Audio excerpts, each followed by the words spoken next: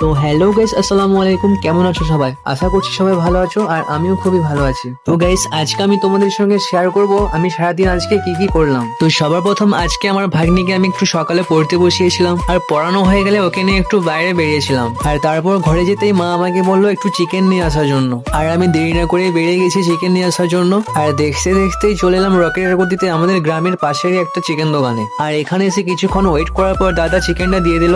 আর এখানে আমার চিকেন নেওয়া হয়ে গেলে আমি এখন চলে এলাম বাড়ি। আর বাড়িতে আসতেই দেখি মা গরম গরম মাছ ভেজে রেখেছে, আর আমি লোভ সামলাতে না পেরে একটা মাছ খেয়ে নিলাম। আর তারপরে মা আমাকে বলল, নে মাছ খেয়েছিস, এবার কড়াইটা একটু নেড়ে দে। তাই কি আর করবো, মাকে একটু হেল্প করে দিয়ে এখন যাচ্ছি দুধ আনতে আমার ছোট ভাগ্নির জন্য।